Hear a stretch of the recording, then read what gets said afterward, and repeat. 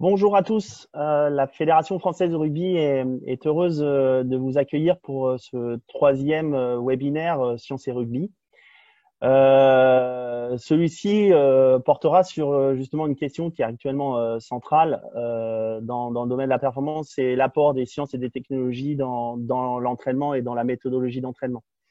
Et ce que nous souhaitons sur ce temps d'échange qu'on va avoir, c'est que l'on puisse débattre, non pas des possibilités qu'offrent les sciences et technologies, mais réellement des applications réelles que peuvent avoir ces nouvelles méthodologies proposées dans le rugby d'élite. Et parce que on voit très bien, l'innovation technologique, scientifique, n'est pas toujours en lien avec des innovations qu'on peut voir en termes d'optimisation de la performance. Et donc, on va se poser 2 heures pour traiter de ce sujet-là.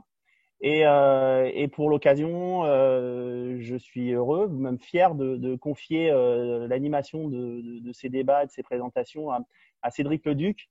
Alors fier, pourquoi? Parce que Cédric a passé quelques temps parmi nous en tant que sport scientiste auprès de l'équipe de France A7 olympique. Et on a pu parler et échanger de longues fois autour de ces questionnements-là.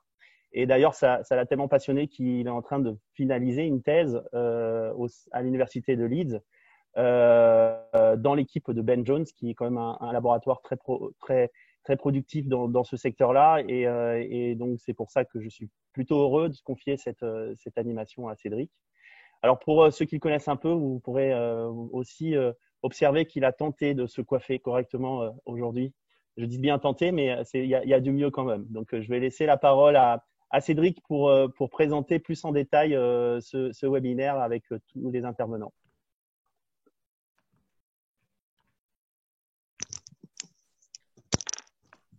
Alors, bonjour à tous.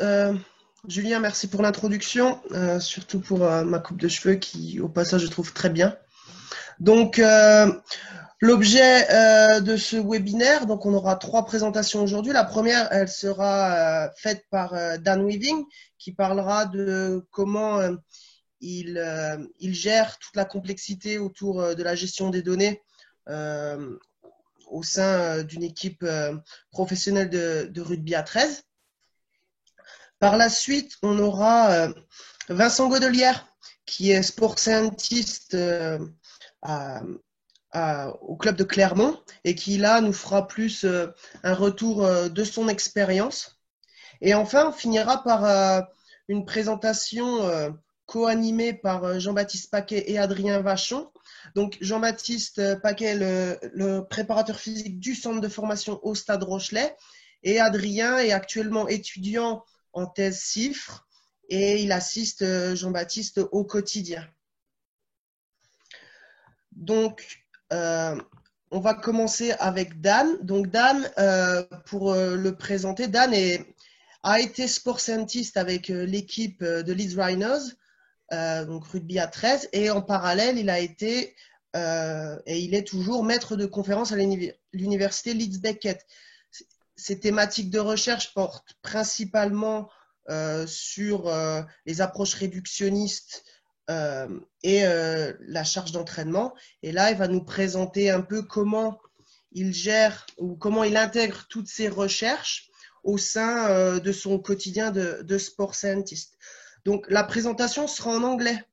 Donc, si vous avez des questions, vous n'hésitez pas à utiliser le Q&R qui est en bas de votre écran.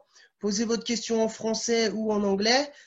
Et par la suite, je pourrai m'occuper de la traduction si nécessaire. Voilà. Dan, you with us? Yes. Can you hear me okay, Cedric? Yeah, mate. You can go ahead, mate. It's all you. Let's go, mate. Thank you for the introduction, Cedric. And firstly, thank you to French Rugby for the invitation to present today. So my name is Dan Weaving. I hold a dual role position employed at Leeds Beckett University as a lecturer in sports performance. And at the same time, I work at the Leeds Rhinos as the lead sports scientist.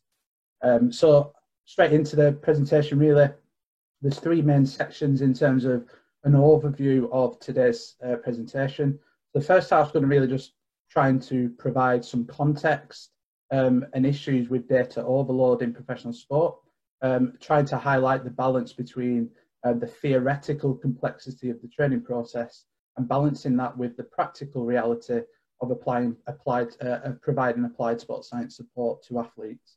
And then move on to that to propose some sort of solutions to this data overload problem, and how we can deal with high dimensional data that we regularly utilize in professional sport. I'll then finish with some more fun topic in terms of how we can translate data into technical tactical training itself. So I suppose the first half in terms of the context then, I'll start with this overview of the natural role as an applied sports scientist is to try and balance the real world, the practical environment in which us as applied sports scientists work, but they need to balance that with the theoretical complexity that we see across the training process. So I'm going to talk a lot about balancing the two aspects of applied sports science support. And really, when we talk about the real world from an applied sports science perspective, we're really focusing on this data journey and the need to consider each of these steps when we're working as an applied sports scientist. So obviously we've got to collect the data to start with, and then at the end we're trying to collect this data in order to make decisions. But ultimately what happens is, and the generally unseen area of this data journey, is these different methods of storing, cleaning, analysing, and then visualising the data. In order to optimise our decision-making processes, we really need to optimise each step along the data journey. But we have an issue in applied professional sport in that recently with the developments in technology, we've got a lot of information coming through to us as applied sports scientists and performance analysts that we need to get through this data journey in an appropriate time frame so that the data that we collect can ultimately be used to make decisions from. And that can create quite a challenge when the volume of data that we're collecting and the speed in which we're collecting it is really high. Another added layer of complexity then is the multidisciplinary team environment within professional sport. In that, as a multidisciplinary team, we need to all make decisions on certain aspects of the training process. Because ultimately, no matter what department that we work in, we're all working towards the ultimate goal of optimally preparing our players for competition from a fitness perspective in particular, but how can we work together as a multidisciplinary team to optimize these outcomes of training. Because of the volume of data that we're now needing to handle, we really need a decision support process to support the decision-making process. And I really like this paper here by Mullane that showed a user-centric monitoring system within swimming. And what it shows is the complex interactions between staff members in terms of the training process, but equally the complex interaction between the different data sources that are available to us as an applied sports science practitioner working as a part of a multidisciplinary team.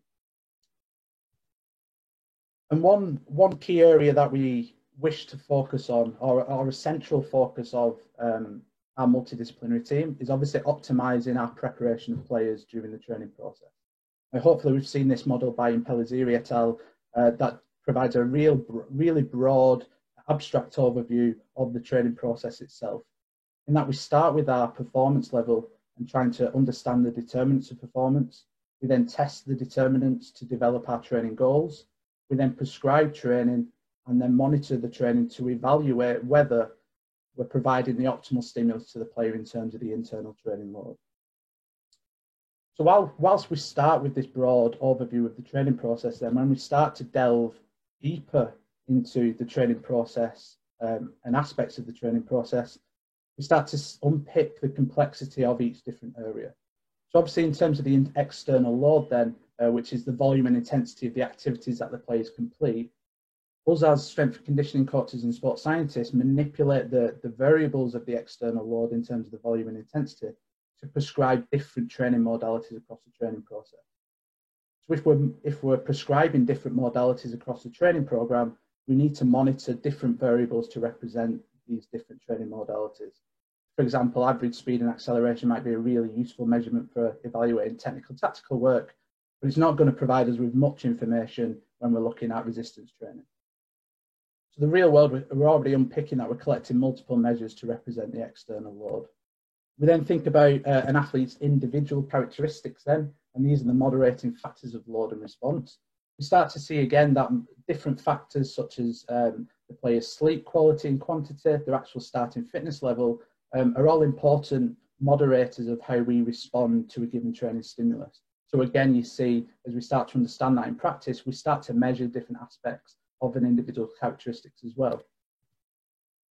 You then go to the different aspects of the training process and the internal load. Again, we've got, we prescribe different modalities of training, each providing different internal loads to the athlete, balancing the physiological load that's imposed on the athlete with the biomechanical load in terms of the stimulus to the tendons and muscular system. Again, so when we start to think of that theoretical construct, we then align that with multiple measures to try and represent this as well.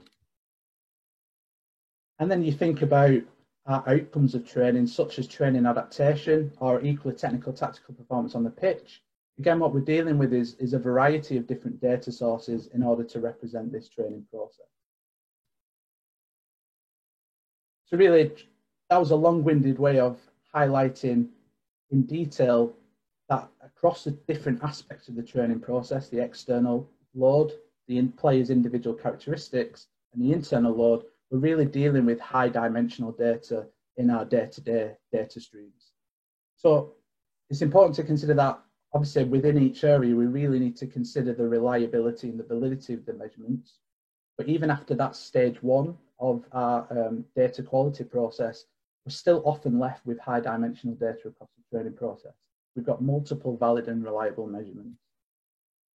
And in practice, really, it's also hard to make decisions because these factors that we're dealing with aren't stable over time. And when you factor in that we're also trying to make decisions on a squad level where we have multiple athletes, we're trying to make decisions on whether we should train the athletes more intensely with higher volume over time, and it's different for each athlete. It can be really hard to make decisions from the data itself. So in terms of the context then, it's summarising that there's a requirement to collect multiple measures for each aspect of the training process, including those different factors we introduced. But then there's restricted time demands to collect, clean, store, analyse and visualise each measurement so that we're truly reflecting and influencing decision making. The other thing that we've got to consider is that often decision makers don't come from statistical backgrounds.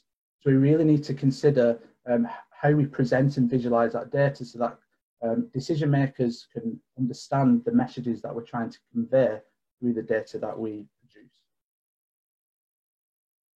So that leads me into sort of the second half of the presentation then in terms of visualising the complexity of the training process and some of the strategies that we've tried to use at the Leeds Rhinos, but also through some of the research work that we do at Leeds Beckett University as well. So again, back to this point around monitoring of the training process, ultimately what we're trying to decide is how is the athlete's fitness and fatigue status in relation to the training process? How has that fitness and fatigue status changed over time? And we're dealing with multiple athletes, as I alluded to earlier. So in order to determine changes over time in the measurements that we collect, we've got to adopt some sort of statistical process to try and determine whether that change is real or not. So one of the common approaches or proposals to determining change over time statistically is to use a Z-score or a smallest worthwhile change statistic. And those statistics can be used to determine whether each individual's training load and response is deviating away from normal. But there's a limitation with the use of Z-scores and smallest worthwhile change statistics in that although these types of analysis can be really important tools for practitioners, it suffers from a major limitation that each individual variable that we collect generates its own individual change statistic. So therefore, given the complexity of athlete monitoring that I'll hopefully introduce at the start, if we simply collected 3 training load variables and 3 response variables, we would generate 6 change statistics for every athlete, or 180 change statistics if we have a 30-player squad, and that's for every time point of data collection. So as a result, we face a major challenge of trying to find an efficient way to communicate these change statistics, but without blunting our true representation of that training process and that response.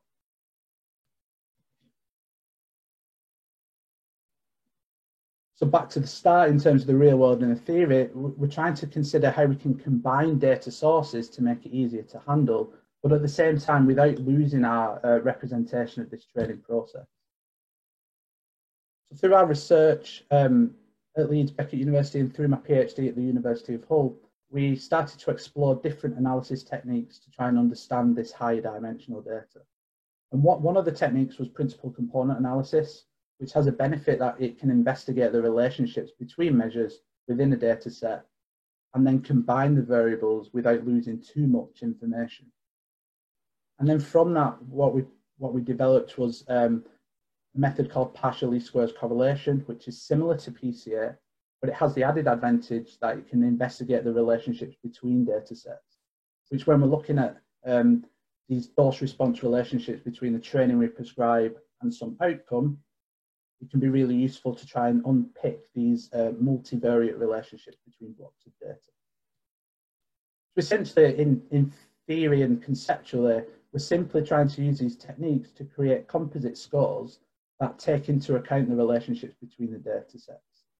So we might want to, if we're collecting measurements such as average speed, sprinting, collisions during training, we might want to group these variables together to represent a broader variable called training load.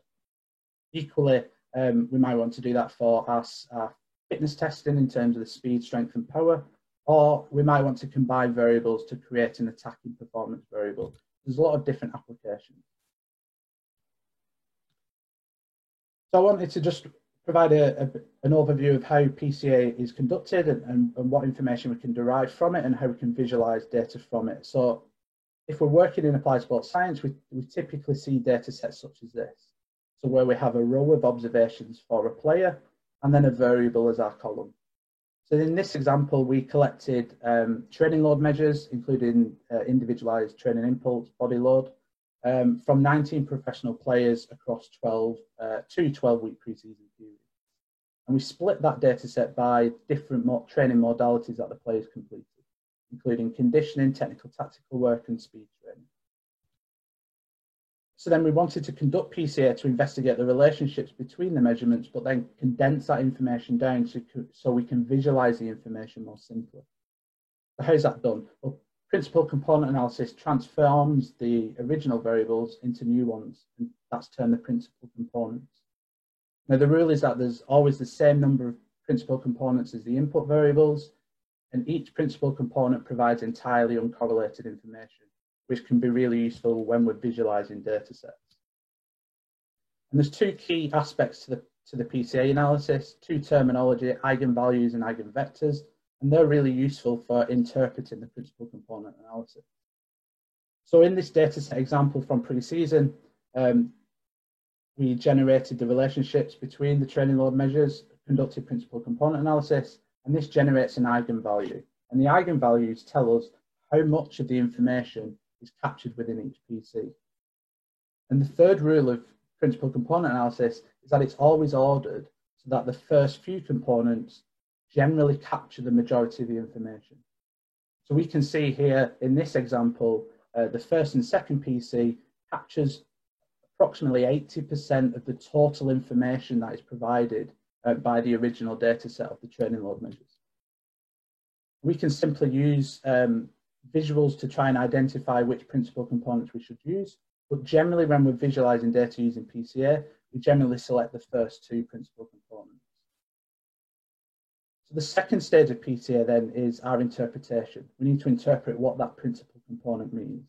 And in this example, the eigenvectors are useful for interpreting which of those original variables represent each principal component.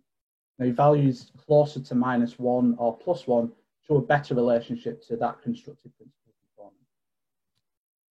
So in this example, what you can see hopefully is for the first principal component that captured around 70% of the whole data set, The measurements of body load, which is from the GPS device, the accelerometer, high speed, distance, and impacts, had the largest relationship to the first training load PC. Equally, what we can see in the second PC is that iTrimp and session RPE, measurements of internal load, had a stronger relationship to that PC. So we can be confident then in this example that the first PC represents the external load and the second PC represents an athlete's internal load response. So by taking the eigenvectors, which are the weighting factors from principal component analysis, we can create a combined score that we can then use to visualize the data. So it's simply multiplying the eigenvectors by the z-score of the original measures. So in the previous slide, we had a weighting factor of 0.21 for iTrimp. We simply multiply each measurement by the original z-score to get a composite PC score for that training session. Then once we've got that then, and we understand how we interpret eigenvalues and eigenvectors, we can then plot the data in a much simpler form. So this is a PC score plot of 712 training sessions of the 5 variables. And it's a single scatter plot that maintains 80% of the total information. It reduces our need to conduct many different visualizations for the same variables. So then what we can start to interpret the data then is in terms of quadrants. So any data points that fall in this top right-hand quadrant, we can say were training sessions that had higher external load and higher internal load. And sessions in the bottom left-hand quadrant, we can say have lower external load and lower internal load. So this visual doesn't tell us much to start with, but then when we start to add context into our visualization, we can use the same data set to provide insights into different aspects of the training process. So in this example here, we have the same training session completed by the players, and this is a comparison between 2 different players for player A and player B. We can see that player A had a much higher internal load for the same external load. Equally, player B had a higher external load for a lower internal load cost. That's one way we can use the visualization of the data. The same data set then, but coded now by our different training modalities. This is just an example to show the difference between small-sided games training and speed-based training in terms of the differences in external and internal load. And we can start to see just visually that there's a clear separation between the 2 training types. And that's again with the same data set, just color-coded differently. Equally, one area that we might want to focus on is our changes in fitness over time for an athlete. So this is an example of the same athlete completing the same training session, but was completed at the start and end of a 6-week training program. And what we saw was that the athlete had a lower internal load for the same collective external load. We can also take these principal component scores in the same data set to look at changes in training load over time. So rather than producing multiple visualizations of all the original training load variables where we'd have multiple plots, we can then start to conduct time series analysis of determining change in training load over time using time series analysis like this. So this is just an example of a Data Studio dashboard that was created by one of our PhD students, Ryan White, an interactive dashboard that is available to all members of staff to select the player and see what the progression of training load looks like over time, which can be really useful to provide a simplified visualization as opposed to using multiple different individual analyses. So whilst I've focused on training load, then I just wanted to briefly skim over an example of a different application. So this was a principal component analysis of our pre-season data set, pre-season testing. And one aspect was to look at the relationships between our fitness measurements, which was the 30-15 test and a 5-minute time trial, and use PCA to combine these scores. So on the x-axis, we've got a combined score for fitness. And then on the y-axis, we've got a combined score for size. And what we can do then is, same concept, is to combine the data to start to look at the differences between players in different quadrants based off our fitness testing data, based off the same concepts that we used within training load data. And then this is just an example of how you can do that with strength and power measurements as well, in terms of we measured relative strength and force through the isometric mid-thigh pull and resistance 1RM testing. It's just another example of an application of principal component analysis to visualize that data more clearly. So we're just going to touch on partial least squares correlation analysis. It's similar to PCA, but it has the added advantage that it can investigate the relationships between data sets. So often in applied sports science support, we want to look at the relationships between our measurements and some given outcome. And that outcome could be the fatigue response, it could be changes in fitness. It's a similar process to principal component analysis, but instead of generating scores for just one individual data set, it generates combined scores for both data sets. However, unlike PCA, the weights are generated in a way that maximizes the relationship between the two data sets. So in this example, we can plot a visualization of the relationship between an athlete's training load that they've accumulated and their fatigue response for individual player levels. Now, this is summarizing 8 variables, 4 training load measures and 4 musculoskeletal measures, showing that they can be reduced really easily into a single visualization. In terms of the alternative, then it would be to plot each individual measurement for each individual player, which means we've got a lot of data to handle and visualize if we don't adopt approaches such as this. And then just another example of the application of partial least squares is another example that is very common within professional sport, is to try and look at the relationship between our physical performance on the pitch during match play and our actual attacking performance. We can appreciate that physical performance is made of multiple measures to represent that aspect. Equally, attacking performance, such as the number of carries, a positive offload or line breaks, also needs multiple measures in order to represent it. So by combining the measurements using partial least squares, we can then produce a simplified plot of our changes in physical output in attack with our attacking performance over time. So in the top right-hand corner here, we just have a plot of our physical output in the blue line and our attacking performance specifically during match play and how they change over time. And what we found generally is that there was a good relationship between physical output in attack and attacking performance. But what it shows is we can create a single visualization that includes and factors in multiple measurements to represent that given area. So during the training process, then we collect multiple measures to represent these constructs like training load, fatigue, and practitioners often struggle not to overload the coach with data. We feel these type of analysis can be really useful methods to reduce the number of variables when we're visualizing and be used as a systematic process to try and reduce our data set and our data streams down so that we can avoid data overload when we're trying to prescribe and make decisions from this data. And finally, and I've hit everybody with a lot of numerical and statistical type approaches. So I wanted to just finish the presentation with the more fun aspects of applied sports science support.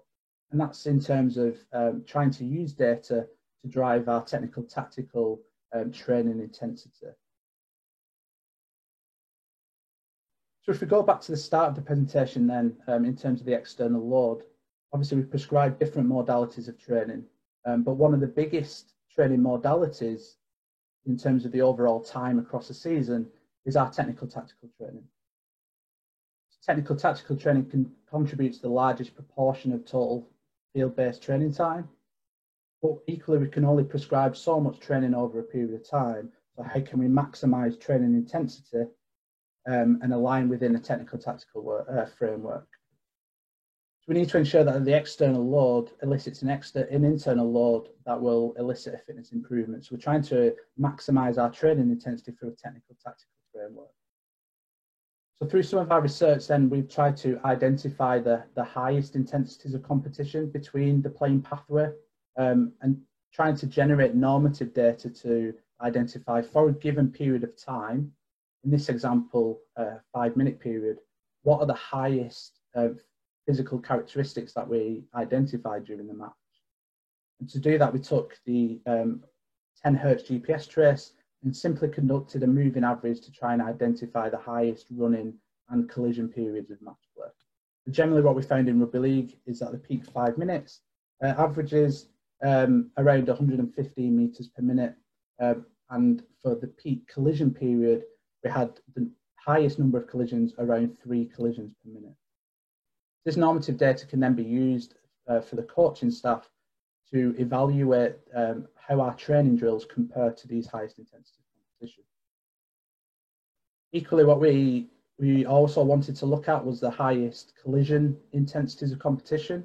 And what we generally found is that as the number of collisions increases during match play, our peak running characteristics generally decrease by moderate to large extent.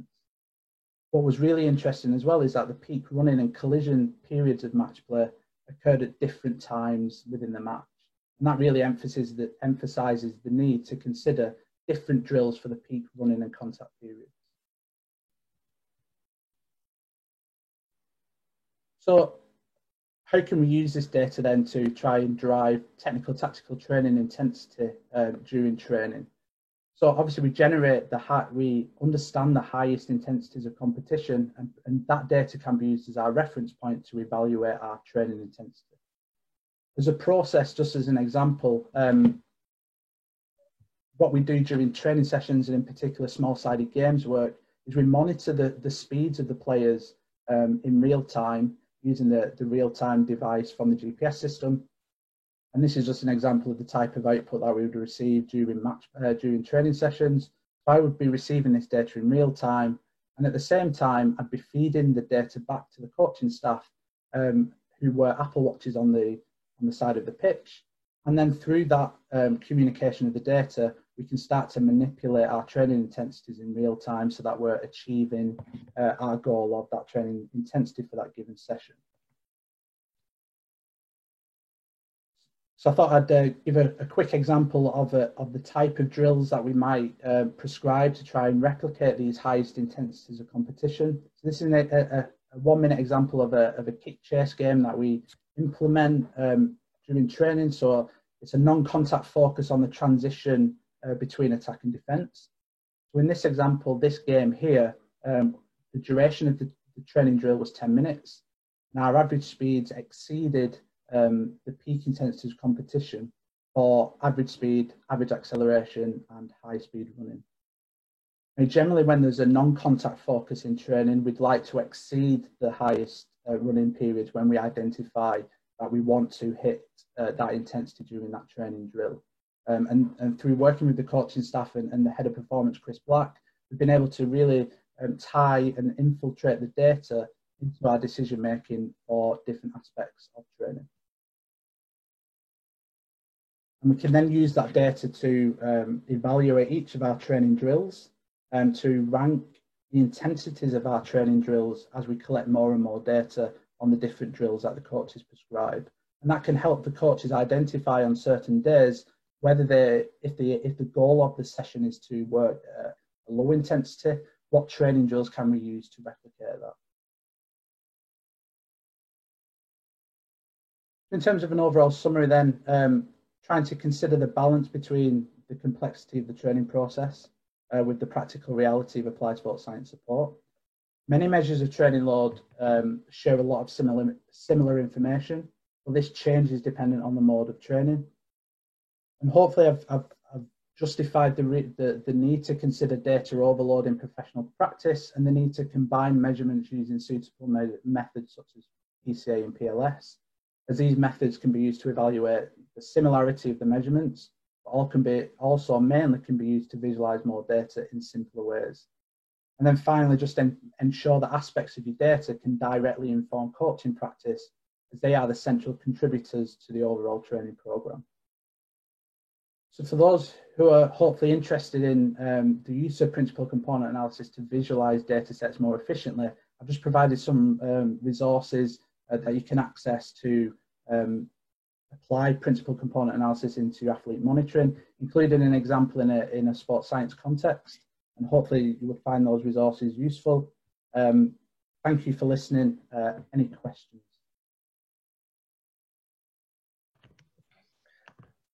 Dan, can you hear me? Yes, got you, mate. Well done, mate. Really nice presentation. I'm pretty sure that everyone appreciates your really nice work. We have a couple of questions.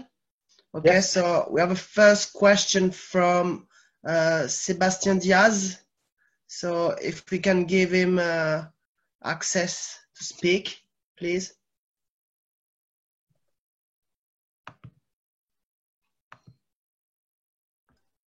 Hello? Yes, I've got you. We can hear you, mate. Yeah. Just a question on about the latent variable selection. I think you use a path model for that with the PRS. But my question is about do you have tested other methods to identify this kind of variable? The second question is about the latent variable too, but I think it's a very important thing for use. But can you help me to understand more? Sorry, could you just clarify that question a little bit? Sorry. Yeah. Okay. You latent variables. Okay.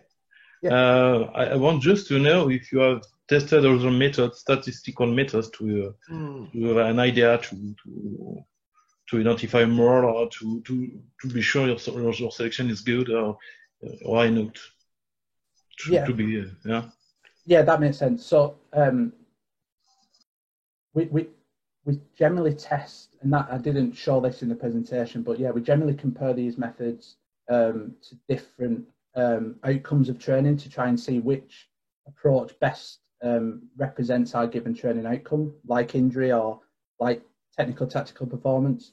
I think the real benefit of sort of principal component analysis and partial least squares is the ability to reduce that data set down so that you can visualize it a lot more simply. Of course, we've got to consider the measurements that we input into the model, and that's where I try to consolidate the importance of considering the validity and reliability of the measurements that are going into that model, so that we know that that visualization is appropriate. So yeah, generally when we're looking at, in terms of research, looking at these responses to training, we would evaluate different models. Does that answer your questions somewhat? Sébastien, vous êtes avec nous encore? Maybe not. Okay. Next question suivante. Si on peut donner la parole à Bertrand Mathieu.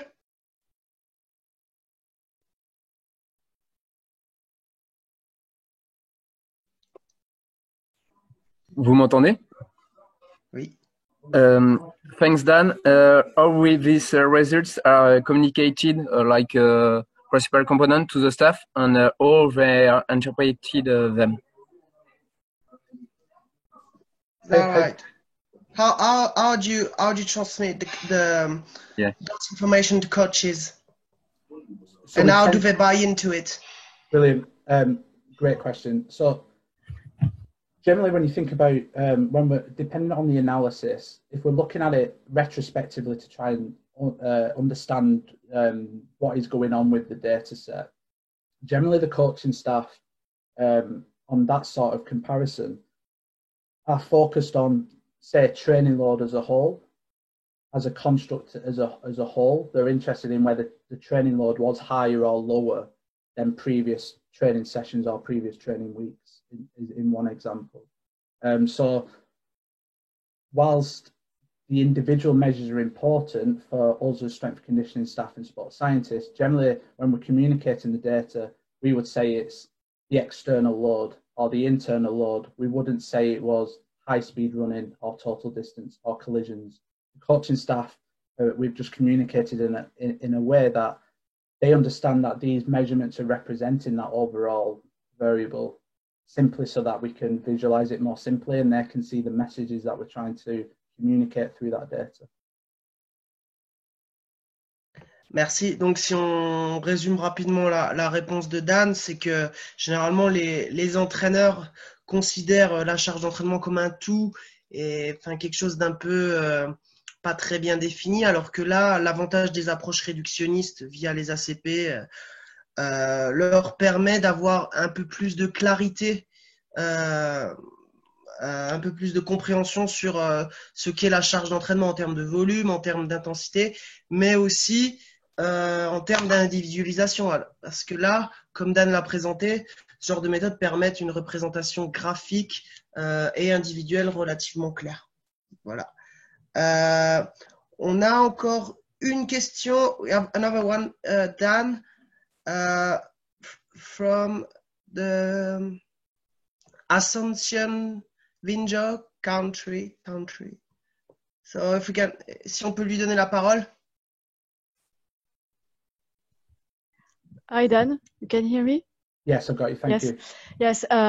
Good presentation on the use of PCA.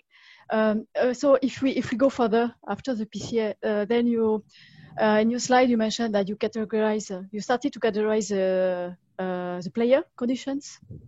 You mentioned fatigue and different type of characteristics on the player health. I would say. So then, since you starting to labelize, did you try to use SVM or machine learning techniques to predict, to anticipate the workload, the training of the players? Yes. So, just translate the question quick. Could you translate the question? Ma question en français? Oui, s'il vous plaît. Voilà. Donc en fait, là on a vu l'utilisation de l'analyse en composante principale justement pour bien comprendre ce qui se passe, voir les corrélations entre les données qui vont être transmises après aux entraîneurs. Ce que je posais la question, c'est qu'à la fin, dans les slides, ils commencent à catégoriser les conditions du joueur, s'il est en fatigue ou s'il a certaines difficultés ou pas, s'il est en bonne condition. Et ce que je demande, c'est que maintenant, grâce à des techniques comme du machine learning, du SVM, on peut prédire. C'est-à-dire que si on labellise les joueurs, en fait, d'une certaine façon, les données, ça va faciliter les entraîneurs de savoir si tel joueur va être dans telle condition. Donc, c'est ça la question. Très bien. Merci. Dan, can you answer now? Yes, thank you. 100%. So I suppose the aim of this presentation was more to focus on the visualization of the data so that we can communicate that to coaches. But in terms of prediction of outcomes, just more broadly, we're really lucky at Leeds Beckett University that we have a growing collaboration with the computing department at the university, of which we've got a number of students now engaging in sports analytics and delving deeper into machine learning and different models and approaches.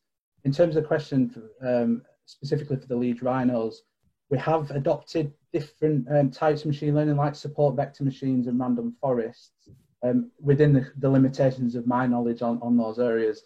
But we have used techniques like random forest to try and understand our relationships between training load and an outcome such as injury to try and help that decision-making process specifically for the outcomes of training. So 100%, I think there's a lot of potential with the use of techniques like support vector machines.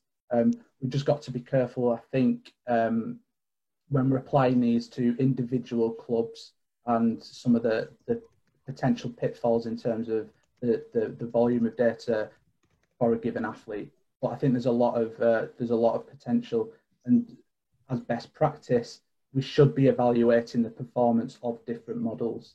But we sort of see PCA and PLS really on a really useful method for that visualization of data, and not necessarily it's one aspect of prediction of outcome.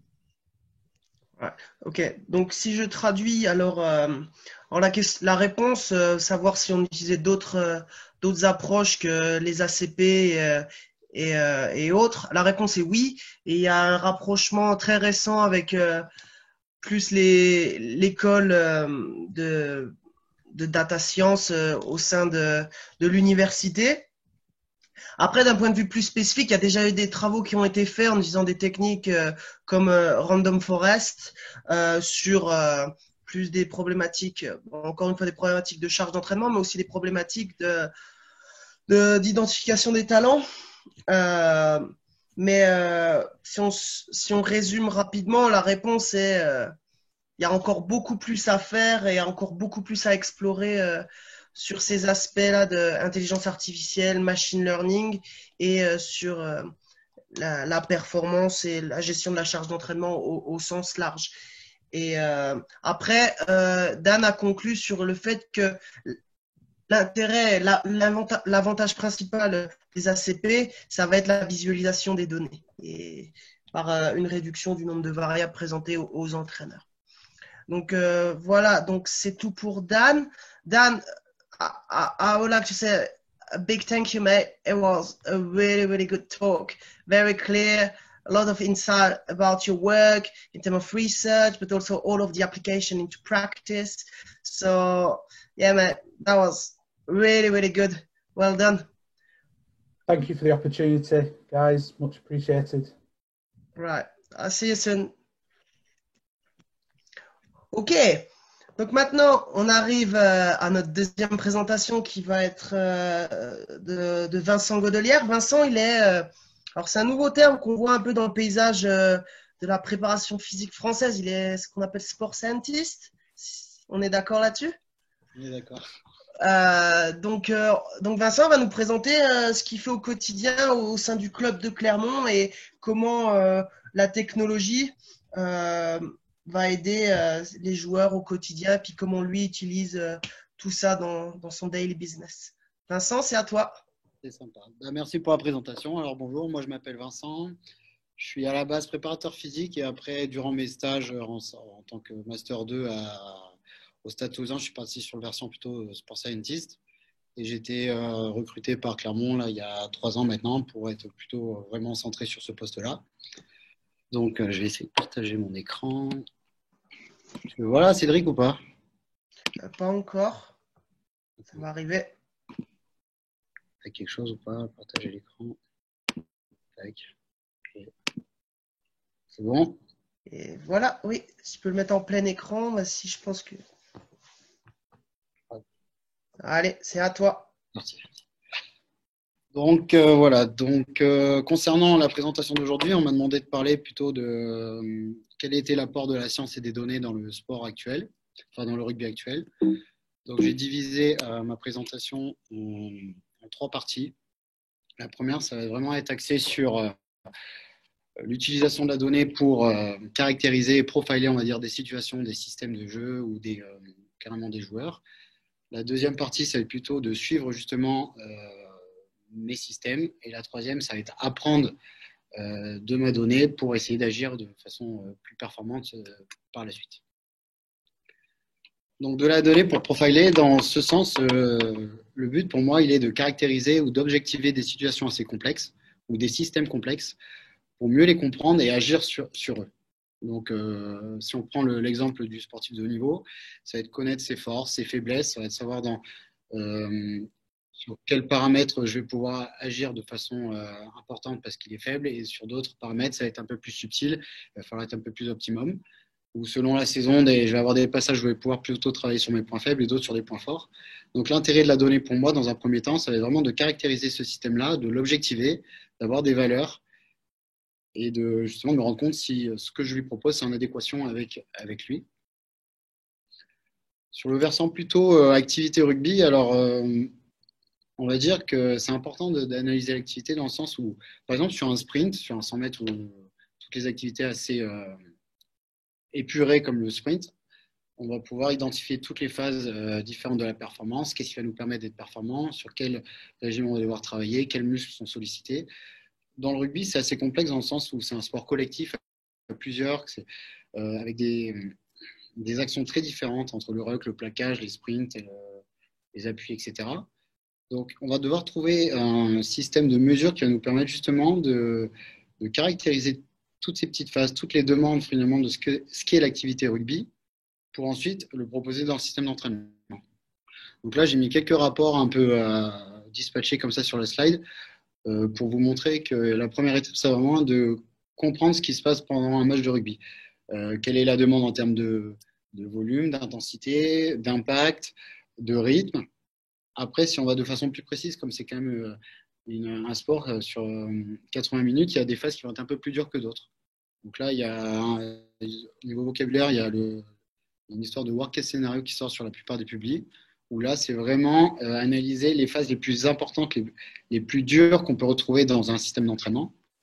Donc là, je vous ai représenté une publi qui est intéressante sur le rugby à 13, où ils ont analysé toutes ces phases sur 1 minute, 2, 3, 4 et 5 minutes sur des moyennes mobiles, et selon s'il y a impact ou pas impact.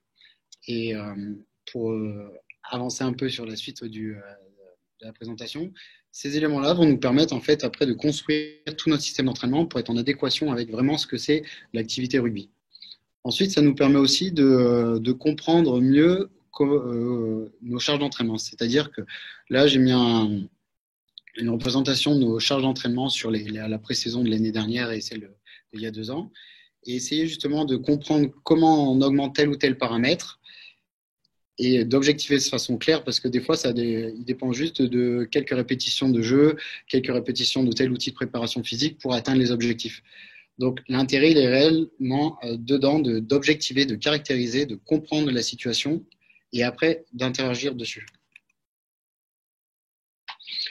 Ensuite, une fois qu'on a tous ces éléments-là, vraiment la caractéristique de ce qu'est le rugby, les facultés de mon joueur, tout ce qui est dépendant un peu plus aussi de l'organisation de championnat, etc., et de la décision des coachs, on va mettre toutes ces informations ensemble et on va essayer de créer un plan d'entraînement, de prévoir une charge d'entraînement.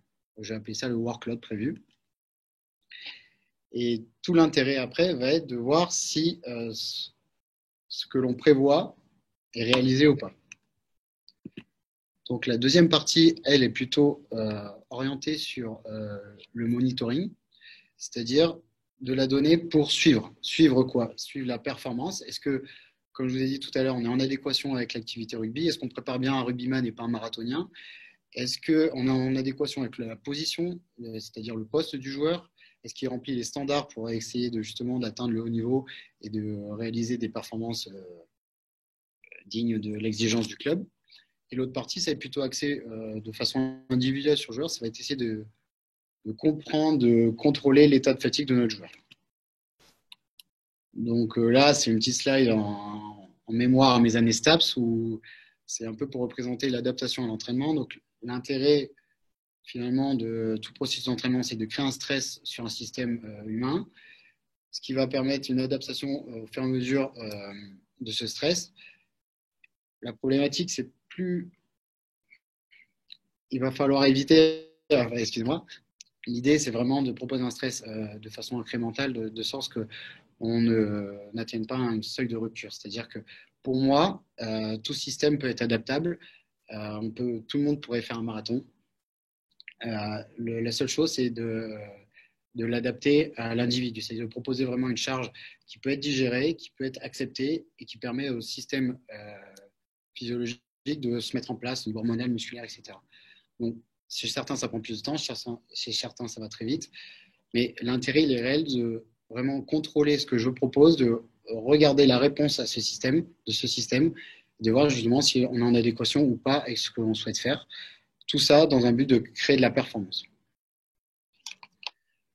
Donc, le stress, comment il va être appliqué aux joueurs? Il va être appliqué, nous, dans le rugby, ça va être au niveau de la musculation, donc toutes les séances qu'on va faire autour de la musculation.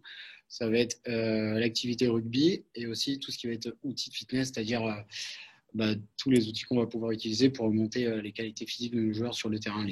Les small side games, donc les petits jeux physiques, ça va être les 30-30, toutes les choses comme ça qui nous permettent justement de créer un stress autour de nos joueurs pour créer une adaptation. Là, il y a un travail assez important autour de la donnée, c'est-à-dire de comprendre ce qu'on propose aux joueurs et de choisir les variables importantes. C'est-à-dire que avec tous les outils qu'on a autour du sportif, que ce soit les GPS, les cardio ou tous nos questionnaires, etc., il est important de cibler quelle variable peut nous permettre justement d'analyser tel item, que ce soit musculation, rugby, etc., pour justement regarder si on propose et dans la volonté des coachs et des prépas physiques ou non. Ensuite, de la donnée aussi pour monitorer, mais dans cette fois-ci du côté plutôt performance. Donc là, je vous ai représenté 2 rapports spécifiques. Un plutôt sur une séance assez spécifique. C'est une séance qu'on propose aux joueurs quand ils n'ont pas réalisé le match pour être sûr que l'ensemble de l'équipe soit à peu près au même niveau en termes de charge de travail sur la semaine.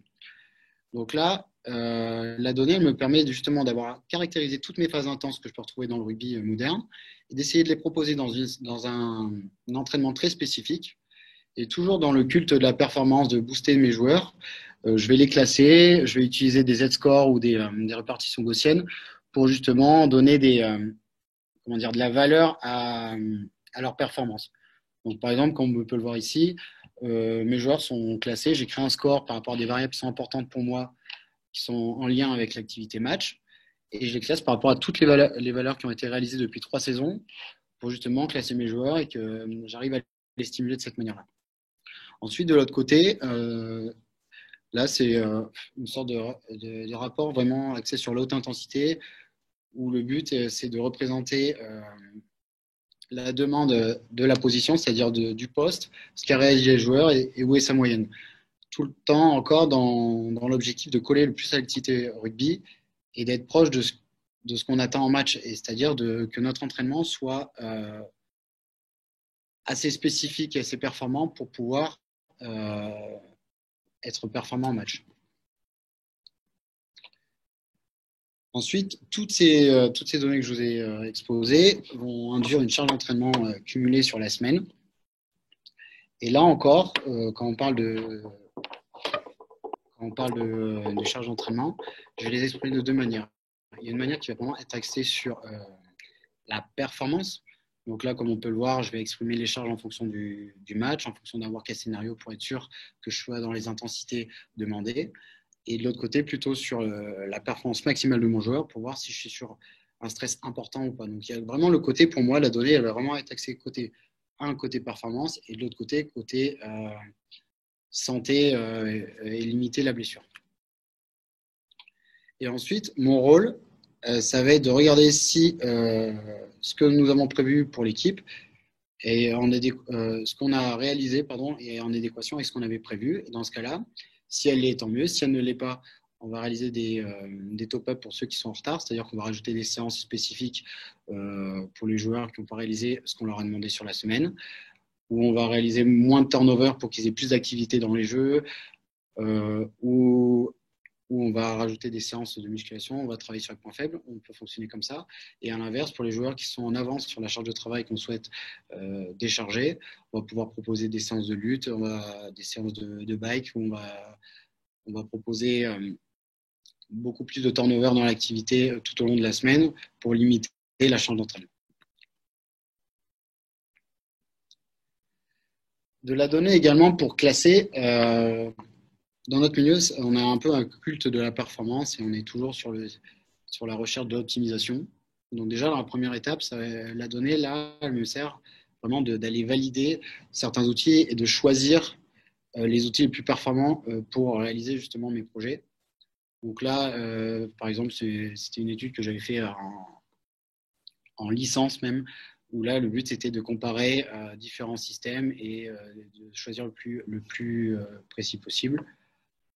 Après, on peut passer sur l'étape un peu plus stat, mais elle est moins intéressante peut-être pour vous, mais c'est pour vous montrer qu'à partir de là, on va vraiment faire des analyses comme des régressions linéaires, etc., pour trouver quel système est le plus performant pour le choix sur les saisons à venir. Et aussi classé dans le sens où nous, notre culture ici, c'est toujours de valoriser la performance. Donc, on va distribuer des médailles pour les joueurs qui ont réalisé des PB. On va vraiment valider le fait qu'on veut toujours qu'un joueur soit dans la recherche de la performance. Donc, comme là, par exemple, c'est un tableau pour mettre en avant plusieurs secteurs importants dans le rugby et de mettre les joueurs les plus performants sur ces secteurs-là.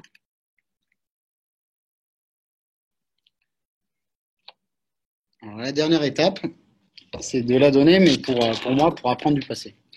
C'est-à-dire qu'au fil des saisons, on va accumuler des données, ce qui va nous permettre de mieux comprendre des situations. Et tout ça va être cumulé dans une base de données. Donc moi, comment je fonctionne à l'ASM, c'est-à-dire que chaque base de données est reliée à une problématique. Et à partir de là, je vais pouvoir identifier des variables qui me sont pour moi à expliquer. Donc, par exemple, si on part de l'exemple, y a-t-il un lien entre les charges d'entraînement et la blessure? Voici ma problématique de base. Quelle est la variable à expliquer? Ça va être la blessure. Et les variables explicatives, c'est toutes les variables qui vont graviter autour, qui vont me permettre potentiellement d'expliquer la survenue des blessures ou non. Donc là, c'est un exemple de variables explicatives. Ça va être des variables qui vont être issues des GPS, donc la distance courue, l'acute chronique, des variables plutôt médicales, ça va être des tests biologiques, des variables plutôt issues au rugby, ça va être ce qu'on pourrait retrouver avec l'analyse vidéo, des suivis qu'on fait en salle sur les CMJ ou des watts, les watts développés sur un Kaiser Squat, des choses comme ça. Auto-évaluation, donc ça peut être des questionnaires autour du RPE, des choses comme ça. Donc toutes ces variables-là vont être en lien ou pas avec la variable à expliquer qui est la blessure. Et le but, ça va être vraiment de regarder ces interactions. Mais il est important, réellement important, de caractériser correctement la variable à expliquer. C'est-à-dire ici, la blessure. Si je vous donne un exemple, si on essaie d'expliquer la survenue des blessures avec la charge d'entraînement et que dans mon panel de blessures, j'ai une fracture du nez parce que je me suis trop baissé sur un plaquage et j'ai pris un coup de genou, ça va être difficilement explicable de relier la charge d'entraînement à la blessure. Donc, plus on va caractériser la variable à expliquer, plus on va pouvoir essayer d'épurer notre échantillon et d'avoir vraiment des variables qui sont en lien avec ma problématique. Donc réellement, là, c'est l'expertise métier qui va être importante dedans. Comme nous, par exemple, quand on travaille sur ce type de projet, c'est avec le médecin du club, on catégorise toutes nos blessures pour savoir si elles peuvent avoir un lien ou non avec la charge d'entraînement, pour avoir un échantillon pur, pour pouvoir faire nos analyses statistiques. Donc cette image-là, pour moi, elle résume bien un peu mon travail au sein du club. C'est-à-dire qu'avec toutes les données que j'ai depuis le début que j'ai commencé ici, ça va me permettre de créer des standards, des références dans les situations où je ne me suis pas blessé, non blessé, etc. Et petit à petit, mes joueurs, dans la semaine, par exemple, actuelle, vont se retrouver dans telle situation. Et là, à la manière d'un biologiste, je vais avoir le compte-rendu en fait, de mes variables de mon joueur à la semaine actuelle et le compte-rendu des références pour moi qui pourraient expliquer une blessure ou pas une blessure. Quand je me trouve dans certaines circonstances, je vais mettre un drapeau rouge. Et le cumul en fait, de mes drapeaux rouges sur les différentes variables pour moi qui ont du poids dans la blessure, ça va me permettre de créer une alerte générale et d'aller voir le médecin, mais ici pas le médecin, mais le coach ou le préparateur physique en chef, pour dire il faut adapter les charges d'entraînement, ou on doit réaliser une modification des charges d'entraînement parce qu'on est dans une situation à risque. C'est réellement comme ça que ça fonctionne. Ça ne va pas être du binaire on-off, tu arrêtes de t'entraîner, tu continues à t'entraîner. Ça va vraiment être une prise de décision collective avec plusieurs informations. Parce que la blessure, elle est tellement complexe, la survenue de la blessure est tellement complexe qu'on ne peut pas vraiment identifier un paramètre clé qui nous permet de dire là tu vas le blesser, là tu ne vas pas le blesser. C'est vraiment le cumul de plusieurs alertes qui va nous témoigner le risque de blessure. Donc là, pour vous montrer, au début, dans une base de données, on peut retrouver énormément de données qui vont être issues de plusieurs filières. Et moi, comment je fonctionne au début de chaque projet, j'essaie de collecter toutes les données pertinentes de chaque staff que je peux retrouver au sein du club. Donc, que ce soit le staff médical, le staff psychologique, que ce soit le staff performance, analyste ou coach. Et après, je fais un listing de toutes mes données et je les mets tous ensemble dans une base de données avec ma valeur que je souhaite expliquer. Donc là, concrètement, là, je vais vous présenter réellement un projet qu'on a mis en place à l'ASM qui est en train d'aboutir. Donc, on l'a commencé l'année dernière, réellement, à la suite d'une saison un peu riche en blessures. Donc, la première étape, c'est vraiment de construire un dataset vraiment enrichi. C'est-à-dire que un dataset, c'est une base de données où vous allez, comme je vous ai montré je vous ai expliqué tout à l'heure, tout à gauche, vous avez la variable que vous souhaitez expliquer. Et à droite, vous avez toutes les valeurs qui sont reliées à cette variable qui pourraient potentiellement influencer la survenue de la blessure ou non. L'intérêt, il est réellement de suivre nos joueurs dans toutes les situations. C'est-à-dire, on ne va pas mettre un GPS de temps en temps, ça va vraiment être de faire un suivi longitudinal.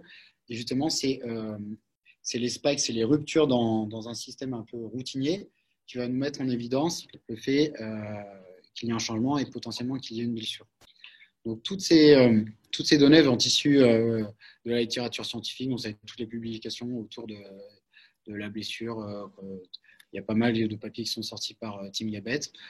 Après, des données plutôt combinatoires, on pourra trouver des données standardisées, des données cumulatives ou des données intuitives. Intuitives, c'est-à-dire, j'ai un exemple concret, il y a une année où on s'est blessé, c'est-à-dire il y a 2 ans, on a eu beaucoup de blessures.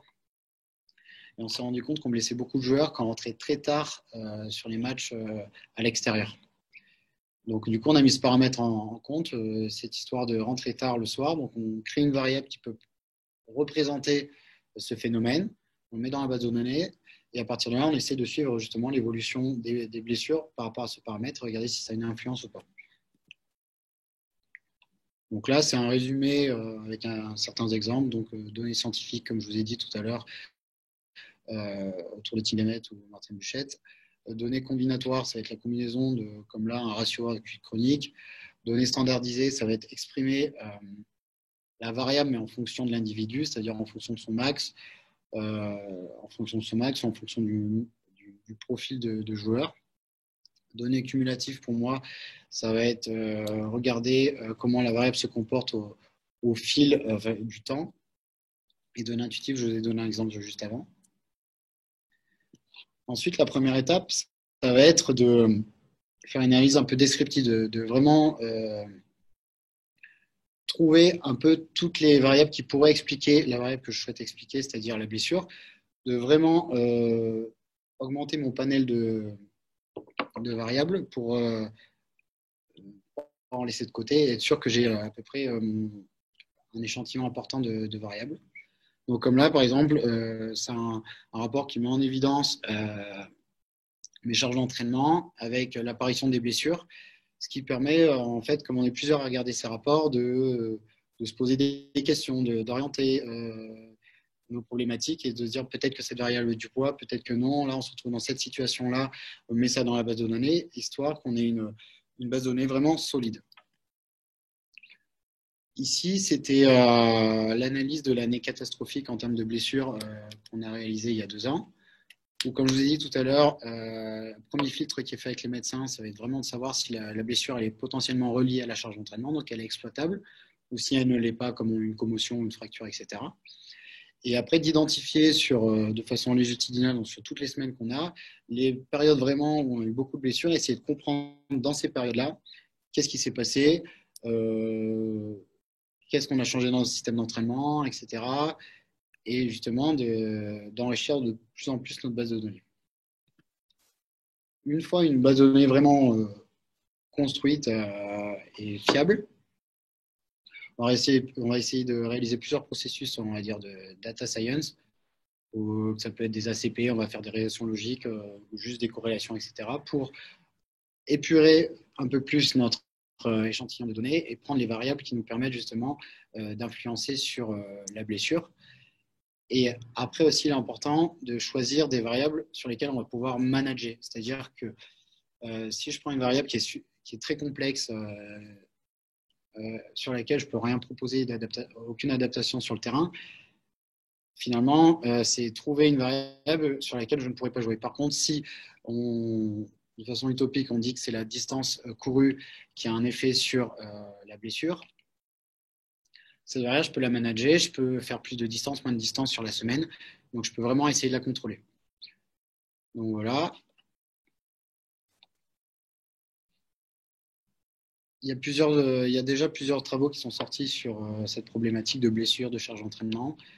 Donc, c'est quand même quelque chose qui est nouveau parce que les bases de données commencent juste à être, on va dire, assez solides et fiables parce que les outils sont de plus en plus performants. Mais ça reste quand même complexe à analyser car c'est des situations très complexes et évolutives et beaucoup de paramètres entrent en compte qui sont difficilement mesurables avec la technologie qu'on a actuellement. Mais une fois qu'on a identifié des facteurs de risque, qu'on a identifié des variables qui ont du poids dans la blessure, dans la survenue de blessures, ça va nous permettre justement d'apprendre du passé, c'est ce que je vous dis tout à l'heure, pour essayer d'aller corriger notre plan d'entraînement et de proposer des adaptations. C'est-à-dire, comme je disais tout à l'heure, si on rentre tard, on peut rajouter un jour de récupération dans la semaine pour nous adapter, puisqu'on sait que 2 saisons auparavant, on avait blessé beaucoup de joueurs. Si on atteint autant de kilomètres sur autant de semaines, on a des risques de blessure, donc on va essayer de proposer une semaine de deload suivant la grosse semaine pour justement essayer de limiter. Donc c'est vraiment ça. C'est-à-dire pour moi, la base de données va me permettre de prendre de la hauteur sur tous les événements qui se sont passés pendant les années de ma base de données et essayer justement de comprendre et de réorienter mon travail à l'heure actuelle. Ensuite, quelque chose qui est important dans tout ce qui est sport scientist, etc., ça va être vraiment de transmettre le message. C'est-à-dire qu'une fois qu'on a les chiffres, une fois qu'on a les informations, la difficulté, c'est de réussir à divulguer finalement les messages importants au coach pour pouvoir prendre des décisions. Parce qu'il y a tellement de choses à calculer, il y a tellement de choses à comprendre et évaluer qu'on pourrait y passer des jours. On pourrait passer des jours.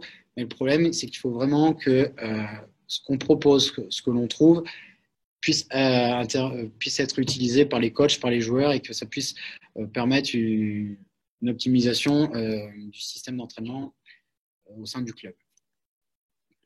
Donc, pour ce faire, pour tout ce qui est visualisation et traitement de données, moi, j'utilise plusieurs logiciels, donc Power BI, Tableau, RStudio, Python, toutes ces choses-là.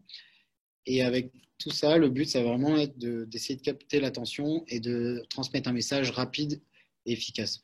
Donc, pour ce qui est des joueurs, ça va vraiment me permettre, moi, je vais faire du design, je vais classer mes joueurs, je vais essayer de créer de l'émulation à travers la donnée, à travers le design de mon rapport pour stimuler mes joueurs. Je vais utiliser par exemple des codes couleurs pour limiter le nombre de chiffres. C'est-à-dire que ce qui est le plus important, c'est qu'on s'intéresse à ton rapport et qu'on essaie de comprendre ce qu'il y a dedans. Donc, je vais mettre des codes couleurs. Ça va simplifier la compréhension des rapports et l'information sera passée comme ça. Là, c'est la même chose sur un système match. Et aussi, après, ça va être l'intérêt aussi va être de résumer toutes les informations qu'on a sur l'enceinte du club et de le mettre sur un seul rapport pour justement, comme je vous ai dit, essayer de juger, mais avec toutes les informations qu'on a, pas sur une seule information.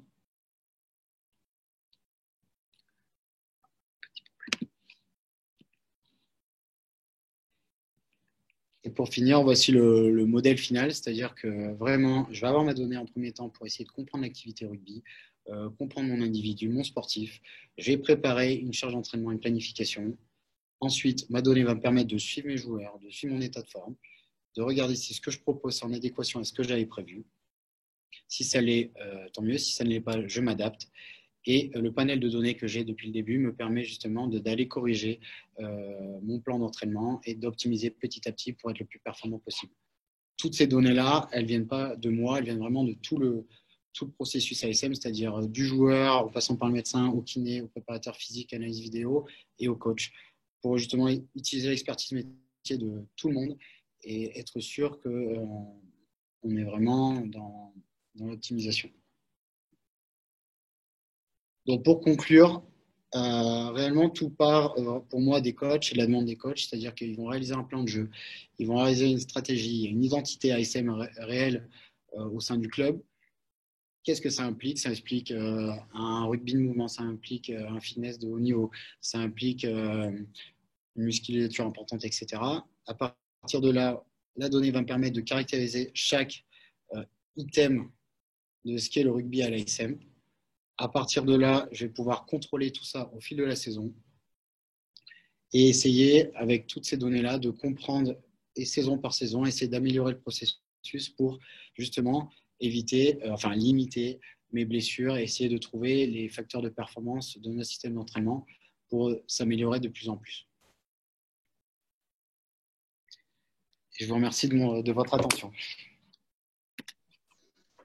Merci beaucoup, Vincent. C'était très riche. Il y avait beaucoup de choses à À voir, merci. C'est vraiment intéressant de voir ton quotidien et de voir aussi la complexité que tu as à gérer.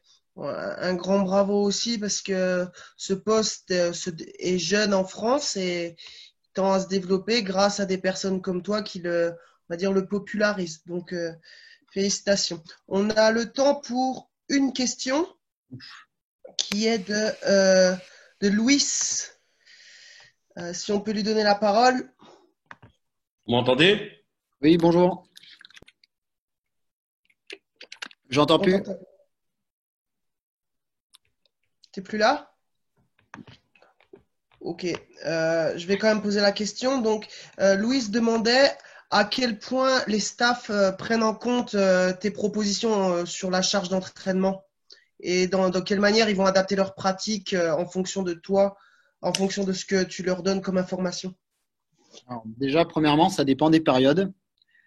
Si c'est une période de pré-saison, là, on est vraiment écouté et on a des recommandations qui sont entendues et vraiment, on va pouvoir manager correctement les charges d'entraînement. En période compétitive, c'est un peu plus compliqué parce qu'il va y avoir des exigences beaucoup plus axées rugby que vraiment fitness. Et là, ça va être, dépendant de la situation et du match. Donc moi, vraiment, réellement, je fonctionne avec des warnings. Donc moi, mon rôle, c'est d'alerter les coachs de la situation en termes de danger autour de mon joueur. Et après, c'est à eux de choisir s'ils prennent le risque ou pas d'utiliser le joueur, sachant que des fois, le risque est vite pris quand on a un match de phase finale à jouer, des choses comme ça. Donc vraiment, ça dépend de la situation.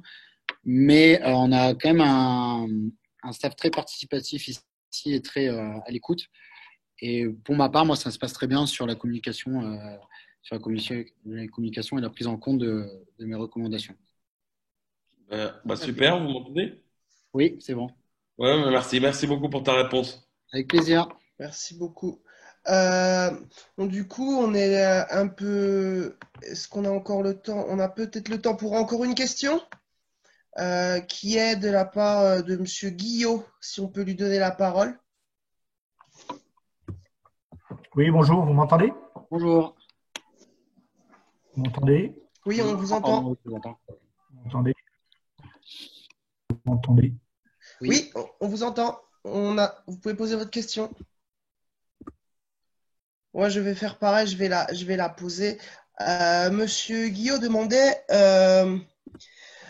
je cite, le développement de la périodisation tactique et donc un entraînement plus orienté sur des séquences formatées, type haute intensité ou power session, a-t-elle eu un impact sur les blessures dans votre club? Donc, en gros, est-ce que l'alternance des charges et l'utilisation plus d'un modèle basé sur la périodisation tactique, qui, j'imagine, plus jeu réduit, a eu un impact ou pas sur le risque de blessure? Le fait d'être plus spécifique, si on résume. Ouais, vous m'entendez ou pas? Oui, je vous entends. Oui, en fait, c'était vraiment l'idée de faire des séquences courtes, vraiment paramétrées en fonction des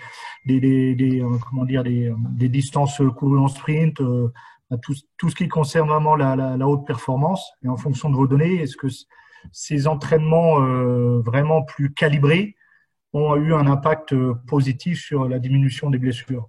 Alors, sincèrement, on se retrouve, pour ma part, pour ce que j'ai analysé des blessures, on s'est retrouvé à une année avec beaucoup de blessures, que ce soit en match et en entraînement cumulé.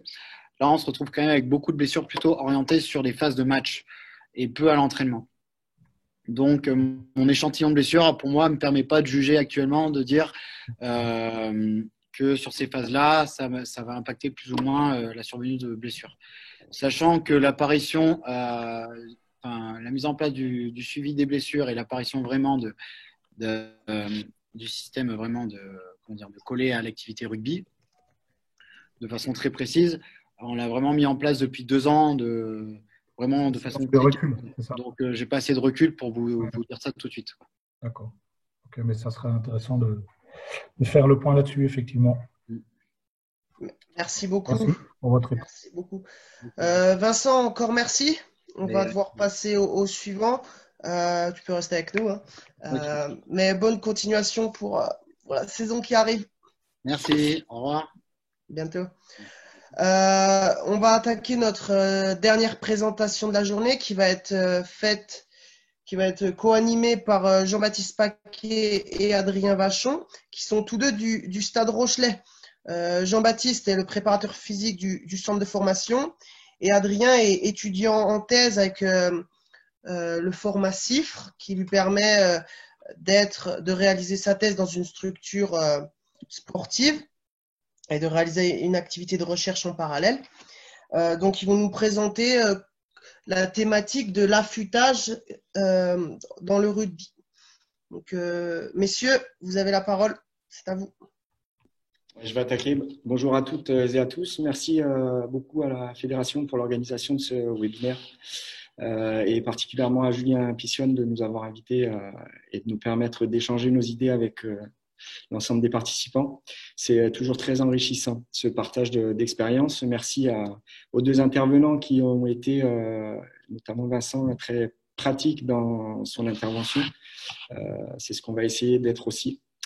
Voilà. Avant de laisser Adrien vous présenter son travail, sa publication sur l'affûtage en sport co, moi je voudrais juste recontextualiser le travail de recherche qu'on mène à l'intérieur du Stade Rochelet là, et du centre de formation en particulier, qu'on utilise via la thèse comme un laboratoire, entre guillemets, pour le club.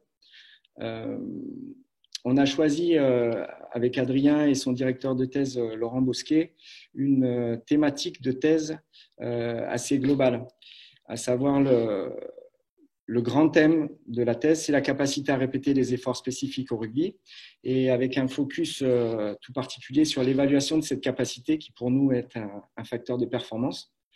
Et puis, par la suite, sur l'échéancier de la thèse, on va tenter de développer des méthodes ou de faire valoir des méthodes pour optimiser cette performance de capacité à répéter. Des efforts intenses qui sont de façon aléatoire des sprints, des combats. Et l'enjeu de l'étude, c'est d'essayer de montrer l'impact négatif que peut avoir le combat sur le déplacement et comment contrecarrer cette fatigue induite par des chocs. Voilà. Au-delà de l'apport scientifique que pourra avoir la thèse, moi je voudrais juste m'attarder sur l'opportunité d'avoir cette thèse au sein de notre club et deux enjeux qui pour moi sont super intéressants. Un enjeu de partage avec nos entraîneurs.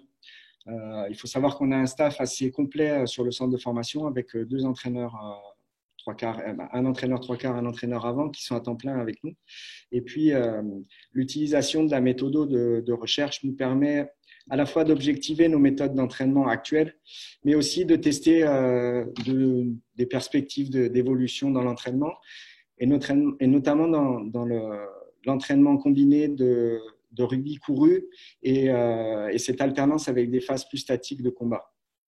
Voilà, c'est une problématique qui nous intéresse aujourd'hui et qu'on travaille avec les coachs et en échangeant énormément au quotidien.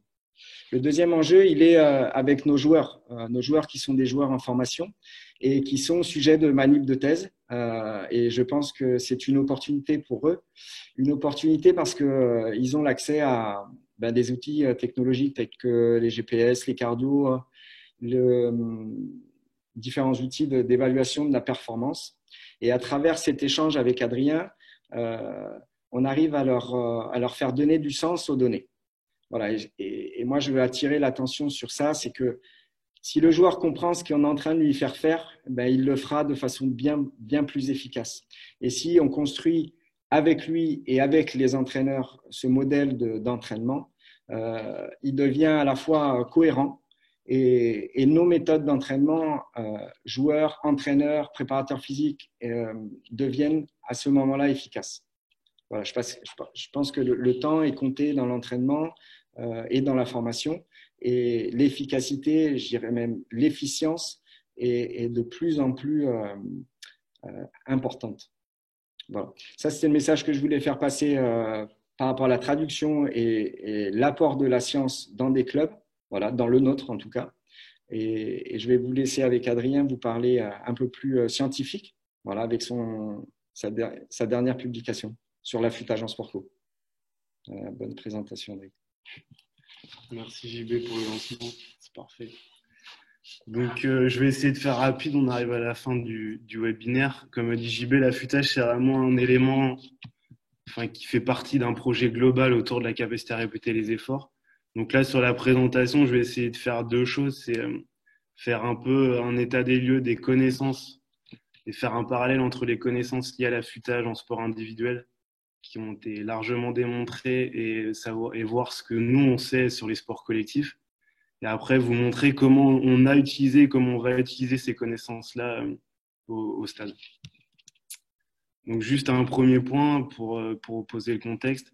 On sait que dans les disciplines un peu énergétiques comme le rugby, la performance physique, j'entends, c'est vraiment la différence entre le niveau de condition physique et le niveau de fatigue du joueur. Et le rôle de l'affûtage là-dedans, ça va être vraiment de maintenir la condition physique tout en essayant de diminuer au maximum la fatigue pour avoir un delta le plus important possible. Donc, on a réalisé cette méta-analyse parce que pour plusieurs objectifs. Le premier, c'était de voir à quelle taille d'effet on pouvait s'attendre, quel gain on pouvait s'attendre suite à un affûtage. Est-ce que tous les déterminants de la performance au rugby réagissent de la même façon? Et est-ce qu'il est possible d'établir des recommandations sur les paramètres optimaux de l'affûtage, entre guillemets? Est-ce qu'on peut faire des propositions en sport co? Donc les résultats, je vais passer assez vite parce que c'est relativement simple. Donc ce qu'on peut voir, c'est que l'affûtage, c'est efficace. On s'en doutait un petit peu parce que toutes les publis le montrent. Mais voilà, on voit que les tailles d'effet sont relativement faibles à modérées. Mais c'est efficace sur tous les déterminants, donc que ce soit répétition de sprint, la puissance, les changements de direction, etc. Là, on peut voir sur la gauche que au niveau de la force max et force sous-max, il y a un intervalle de confiance qui est relativement important. Ça vient juste du fait que peu d'études se sont intéressées à ces paramètres-là dans celles qu'on a inclus pour la méta-analyse, donc la performance un peu moins systématique. Mais de façon générale, c'est relativement efficace. C'est quelque chose qui il n'y a pas de moyen à déployer pour mettre en place un affûtage et c'est relativement peu risqué, entre guillemets. Donc, si on survole un petit peu les stratégies qui ont été utilisées par les études qui ont été incluses dans la méta-analyse, au niveau des sports, on voit que ça vient surtout du foot et du rugby. Après, en termes de caractéristiques d'affûtage à proprement parler, on est surtout sur des affûtages entre 7 et 21 jours, donc une semaine à 3 semaines.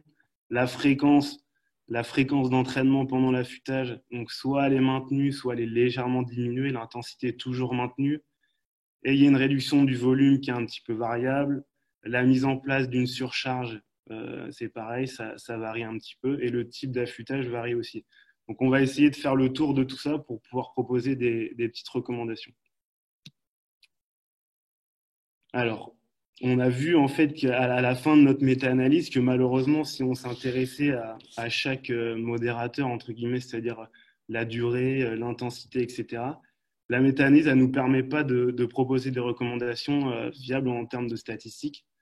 Ça vient surtout du fait qu'en fait, en 2007, là, il y a une méta-analyse, il y a une étude aussi qui est sortie sur l'affûtage mais en sport individuel et qui fournissait des recommandations très précises. Et le problème, je ne sais pas si c'est un problème, mais forcément, toutes les équipes personne ne veut prendre le risque de mettre en place une stratégie inefficace. Donc, tout le monde s'est un petit peu inspiré de ces recommandations, ce qui fait qu'il n'y a pas tellement de stratégies différentes. Alors, on tourne un petit peu en rond. Le seul élément qui va faire varier un peu les stratégies utilisées, ça va être les contraintes de calendrier. Donc, si on s'intéresse quand même point par point, donc, au niveau de la durée de l'affûtage, le premier élément. Donc, en sport individuel, c'était recommandé vraiment un affûtage de 2 semaines.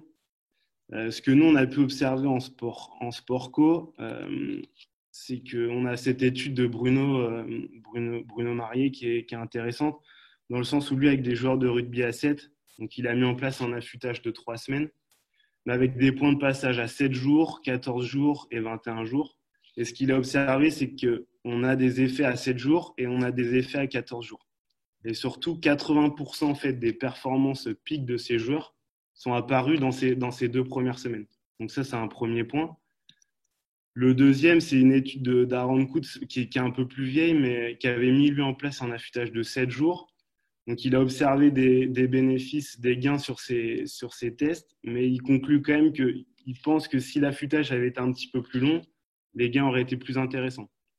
Donc là, premier élément, si on reste sur la durée, on aurait tendance à conseiller une durée entre 7 et 14 jours qui paraissent efficaces. Donc ensuite, pour la réduction de la charge d'entraînement. Donc pour réduire la charge d'entraînement, il y a trois paramètres principaux qu'on peut utiliser. Donc la gestion de la fréquence d'entraînement, du volume et de l'intensité. Donc si on prend la fréquence, donc qui a un impact direct sur le volume, en sport individuel, en fait, ils ont conclu que peu importe si on diminue ou si on maintient la fréquence, il y aura des gains pendant l'affûtage. Par contre, si on arrive à maintenir cette fréquence, les gains en performance seront plus systématiques. Donc, on les observera plus souvent. Ce que nous, on a observé en sport co, c'est que soit la fréquence était maintenue, soit elle était légèrement diminuée autour de 20 à 30%. Ça s'explique très facilement du fait que souvent l'affûtage, il intervient entre le bloc de pré-saison et le début de la saison. Il fait un peu tampon et on sait très bien qu'en pré-saison, on s'entraîne plus. Donc, quand on arrive en cours de saison, on va avoir tendance à supprimer des entraînements, ce qui fait automatiquement baisser la fréquence et donc le volume. Au niveau de l'intensité, tout le monde est d'accord, il faut maintenir l'intensité pendant l'affûtage. Là-dessus, il n'y a pas de problème. Ensuite, au niveau de la réduction du volume, donc ça, c'est un peu plus problématique. En sport individuel, ils avaient recommandé entre 40 et 60% de diminution du volume. Quand on regarde chez nous en sport collectif, on voit que les réductions de volume vont plus de moins 20 à moins 60%. Il y a une fourchette qui est un petit peu plus large. Ça va dépendre de deux choses. Donc, les deux éléments qui vont majoritairement influer sur la durée de l'affûtage, enfin sur la réduction du volume, pardon, ça va être la durée de l'affûtage. C'est-à-dire plus on va avoir un affûtage court, plus on va avoir tendance à réduire le volume. Et la présence ou non d'une surcharge avant l'affûtage. La présence de cette surcharge, en fait, l'influence de cette surcharge, elle a été au début montrée et démontrée avec des modélisations mathématiques. Donc, ça vaut ce que ça vaut, mais c'est un moyen clair de voir qu'en fait, là, vous voyez très bien sur le graphique, sans surcharge, on est autour d'une réduction de l'entraînement, du volume d'entraînement de 30%. Dès qu'on passe avec une surcharge, donc avant l'affûtage, on va devoir compenser le niveau de fatigue qu'on a augmenté par une réduction du volume qui est plus important. Et c'est vraiment cette surcharge va vraiment avoir un rôle sur le niveau de fatigue à la fin du bloc d'entraînement. Et on va voir que ça va être un rôle déterminant dans la réussite de l'affûtage après. Donc, si on se place dans le cadran en haut à gauche, là, c'est deux résultats qui sont tirés de la méta-analyse. Le premier, c'est qu'on voit que l'affûtage, il est plus bénéfique en général chez les joueurs de haut niveau. Donc, une des raisons à ça, ce n'est pas la seule, mais quand on a regardé à l'intérieur des études, on s'est rendu compte que les volumes d'entraînement faits chez les joueurs de haut niveau sont plus importants, ils s'entraînent plus, et donc on peut aussi spéculer sur le fait que le niveau de fatigue à la fin du bloc d'entraînement est plus important. On retombe sur ce niveau de fatigue qui paraît clé. Il y a aussi le fait qu'il y a un effet plus important de l'affûtage sur VO2 max après une période de surcharge. Donc toujours, si on repousse un petit peu ce niveau de fatigue, si on l'augmente un petit peu, on va avoir tendance à avoir des gains pendant l'affûtage qui sont plus importants. Alors, niveau de fatigue plus important, oui, mais attention, c'est-à-dire qu'il faut rester dans une fourchette. Ça n'a pas été démontré en sport collectif, mais ce qu'on a pu voir en sport individuel, donc là, vous avez une étude à gauche d'Anaël Aubry avec des triathlètes. Donc, suite à un bloc d'entraînement, il a divisé son groupe en 3 en fonction de leur niveau de fatigue. Donc, un groupe contrôle, un groupe fatigué de façon aiguë, donc une fatigue modérée, et un groupe en dépassement fonctionnel, donc un niveau de fatigue encore plus important. Et ce qu'il observe, c'est qu'il n'y a pas de différence dans la réponse à l'affûtage entre le groupe contrôle et le groupe le plus fatigué. Mais par contre, l'affûtage est très efficace pour ceux qui sont considérés en fatigue aiguë. Et ça a été confirmé récemment en 2019 dans une autre étude avec des coureurs à pied, où ça c'est pas flagrant sur le graphique, mais ça l'est dans son étude. J'ai pas pu vous présenter tous les résultats, mais c'est-à-dire que être dans cette zone de fatigue aiguë, ça va nous permettre d'obtenir des résultats super intéressants. Par contre, si on dépasse cette zone, c'est-à-dire que si on atteint un stade de dépassement fonctionnel, là on va trop loin et l'affûtage ne permet qu'un retour en fait à la normale et ne permet pas une surcompensation. Donc pour illustrer ça, si on se place un peu sur un continuum de la fatigue, on aurait tendance à suggérer qu'il faut vraiment rester dans cet état de fatigue aiguë et que si on va trop loin dans la fatigue, l'affûtage va pas nous être bénéfique. Dernier point sur les recommandations, donc la forme de l'affûtage. Il y a 3 formes classiquement utilisées, donc l'affûtage linéaire, l'affûtage exponentiel et l'affûtage, le step affûtage. Si on peut comparer les effets de ces formes d'affûtage, donc il y a une étude de Crespil avec des joueurs de foot qui a comparé vraiment l'affûtage linéaire et l'affûtage exponentiel. Ce qu'il a conclu de ça, c'est que les deux affûtages sont efficaces. Par contre, on a des gains plus importants avec l'affûtage exponentiel. Et c'est aussi ce qui avait été montré dans les études de sport individuel. Donc, on va vraiment avoir tendance à conseiller un affûtage exponentiel. Donc, voilà pour les recommandations de l'affûtage en sport co. Ensuite, je vais faire le parallèle avec donc ce qu'on a pu observer et ce qu'on en a tiré. Donc, c'est-à-dire qu'on a vu clairement que l'affûtage était efficace. On a vu des paramètres. On a vu qu'il était efficace sur un des points clés de la performance, qui est la répétition de sprint. Oui, mais comme vous a dit JB en introduction, ce qui nous a vraiment surpris, c'est qu'il n'y ait aucune info sur la répétition d'effort. Nous, on pense que c'est vraiment un élément clé. Et il n'y avait pas d'infos sur l'effet de l'affûtage sur cette répétition d'effort intense au rugby, qui paraît quand même un élément déterminant. Donc, on a décidé de mener une étude l'été dernier dans ce sens. Rapidement, qu'est-ce que c'est la répétition d'effort et pourquoi? Donc, il y a une définition qui a été donnée récemment là, dans des études de 2015. Donc, c'est un enchaînement fait de 3 efforts, un minimum de 3 efforts, soit une accélération, soit un sprint, soit un contact, avec moins de 21 secondes de récupération entre les efforts. Donc, pourquoi cette répétition d'effort plutôt que juste répétition de sprint? On a vu, ça a été démontré et redémontré que voilà, le contact, et plus on met de contact, plus on influence de façon négative le déplacement, et plus on met de contact, plus la réduction de déplacement va être importante. Donc ça, c'est le premier point. Le deuxième point, en bas là, c'est si on compare vraiment 2 tests, un test de répétition de sprint, un 12 fois 20 mètres avec 30 secondes de récup, et un test de répétition d'effort, le même test 12 fois 20 mètres plus un plaquage à la fin, on va avoir un temps au sprint qui augmente, un pourcentage de diminution qui augmente, les pourcentages les pourcentages de fréquence cardiaque augmentent aussi. Il y a vraiment une fatigue cumulée qui est plus importante. Donc, ça nous suggère que c'est vraiment 2 qualités différentes. Et ce dernier tableau, il vient vraiment confirmer ça. C'est un tableau de corrélation entre donc, la performance à la répétition de sprint et la performance à la répétition d'effort. Et on voit bien que les deux éléments ne sont pas du tout corrélés. Enfin, il n'y a pas de corrélation positive. Donc, c'est-à-dire que les meilleurs performeurs en répétition de sprint ne sont pas ceux qui performent le mieux en répétition d'effort. Donc, c'est 2 qualités vraiment différentes et c'est vraiment ce sur quoi on veut insister. Donc, on a mis en place cette étude-là l'année dernière. Donc, de façon très classique, on est parti en stage pendant 3 jours. Après, il y a eu un bloc d'entraînement de 3 semaines avec un affûtage. Donc, c'était une réduction de 55% du volume.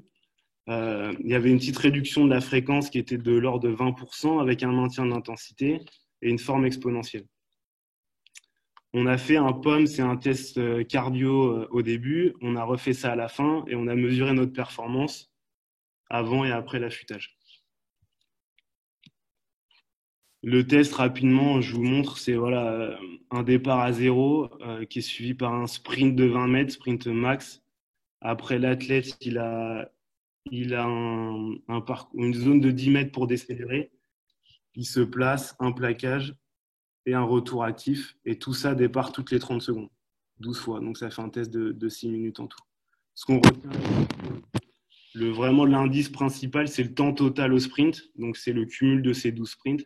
Et après, on a 2 indices complémentaires, c'est le pourcentage de fatigue et le nombre de sprints passés au-dessus de 90% de son meilleur sprint. Donc, si on se place à l'échelle du groupe, ce qu'on a pu observer, c'est que l'affûtage, il était efficace sur ce temps total au sprint. Donc, ça permet d'avoir des gains sur l'indice principal de ce test. Par contre, on n'a pas d'effet sur le pourcentage de diminution et sur le nombre de sprints passés à haute intensité. Donc ça, c'est le premier élément. Donc, on vient confirmer ce qui avait été confirmé par la méta-analyse, c'est que l'affûtage est efficace et il est efficace aussi sur la répétition d'efforts. Ça, c'était pour le groupe. Ensuite, ce qu'on a voulu faire, c'est voir en fonction du niveau de fatigue, comme je vous évoquais tout à l'heure, s'il y avait des différences de réponse en fonction du niveau de fatigue des joueurs. Donc, on a utilisé en fait nos pumps, nos compteurs mouvement de jump et notre test cardio. On a regardé les différences qu'il y avait entre le début et la fin de notre bloc et on a divisé notre groupe en deux. C'est-à-dire qu'on a pris les joueurs qui répondaient vraiment bien au bloc, qui ne montraient pas de signe de fatigue. On les a mis dans un groupe qu'on a appelé entraînement normal. Et après, on a regardé les joueurs qui montraient des diminutions aux pumps, des diminutions de la performance en saut, etc. Et on les a mis dans un groupe qu'on a appelé fatigue aiguë, pour essayer de voir si ces deux groupes montraient des différences dans la réponse à l'affûtage.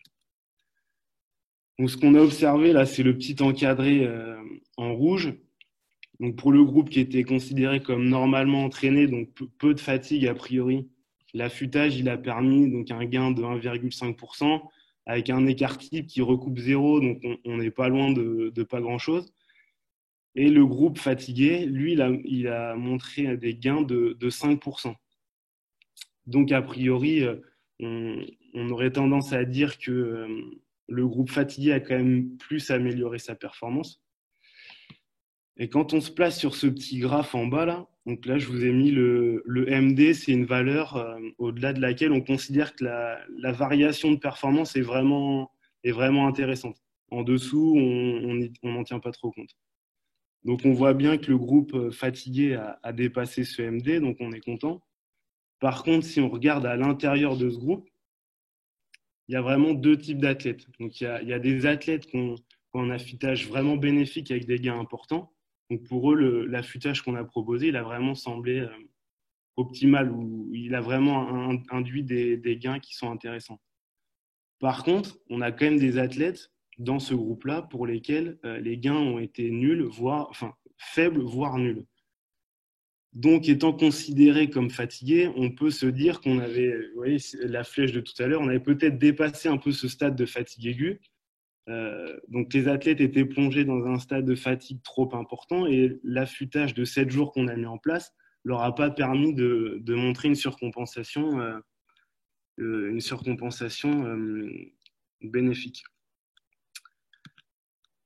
Donc, à l'issue de ça, on s'est posé des questions. On s'est dit comment faire avec ces athlètes parce qu'on ne va pas non plus proposer 3 types d'entraînement différents pendant le bloc de pré-saison.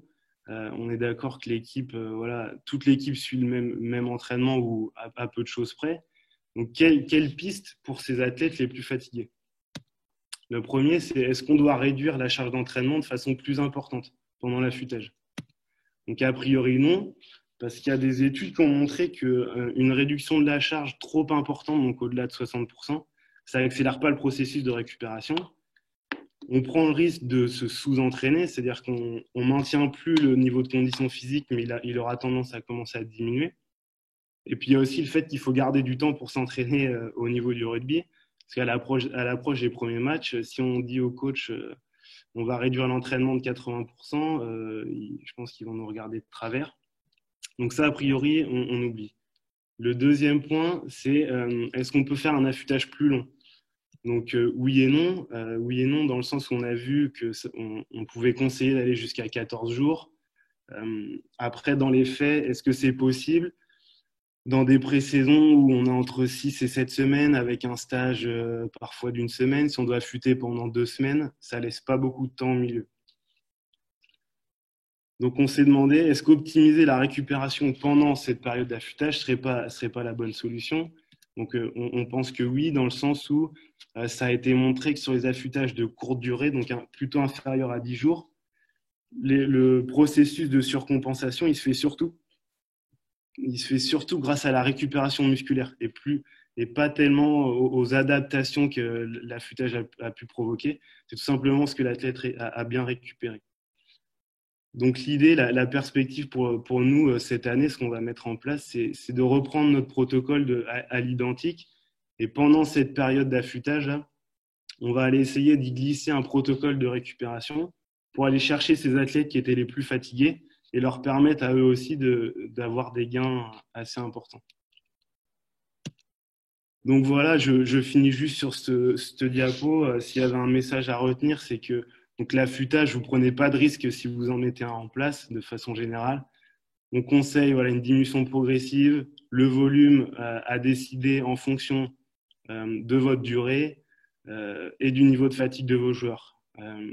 Et ça, c'est vraiment ce qui nous paraît important, c'est d'évaluer le niveau de fatigue de ces joueurs pendant le bloc d'entraînement, puisqu'on sait que l'affûtage, il est là, il est présent chez des athlètes qui ont un niveau de fatigue assez important, mais pas trop important, parce que si on dépasse un certain stade, on ne va pas bénéficier après de la surcompensation. Merci à tous. Super, merci à vous deux. C'est vraiment un bel exemple de comment on peut intégrer la recherche, de la recherche de bon niveau, très bon niveau, au sein d'un contexte de haute performance. Donc, félicitations à vous deux. Souvent, on pense que c'est impossible, mais au final, on a surtout besoin de bonne volonté et puis un peu d'organisation pour que ça se réalise. Donc, un grand bravo. On a plusieurs questions. La première, elle vient de Julien Robineau. Donc, on va lui laisser la parole. Okay. On le trouve. Bonjour tout le monde. Tu m'entends, Cédric? Oui, je t'entends. Attendez, ça va? Bon, merci pour l'animation de ce webinaire. Salut Adrien, salut JB. Donc j'avais une question par rapport à la mise en place de vos stratégies d'affûtage avec vos groupes, mais vous avez partiellement répondu à la fin de l'intervention. Donc je vais cibler un peu plus ma question par rapport à l'affûtage. C'est est-ce que vous avez l'opportunité de mettre en place ces stratégies d'affûtage plusieurs fois au cours de saison et pas seulement en pré-saison? Est-ce que c'est possible que ces phases interviennent en cours de saison ou avant les phases finales ou voilà. Et une autre question qui est rapide, du coup, j'en profite pour poser une autre question. C'est que vous avez clairement montré que la capacité à répéter les sprints était différente de la capacité à répéter des efforts maximaux, englobant à la fois des sprints et des tâches de combat.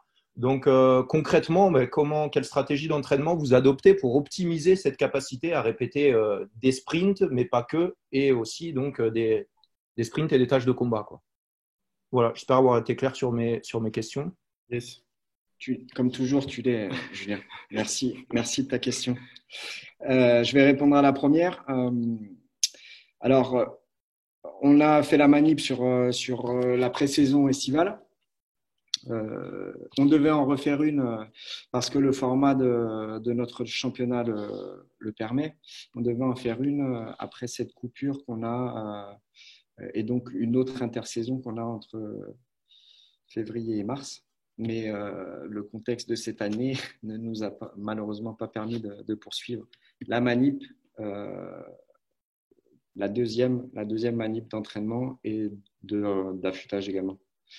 Voilà, donc on va essayer de repousser ça à cette année.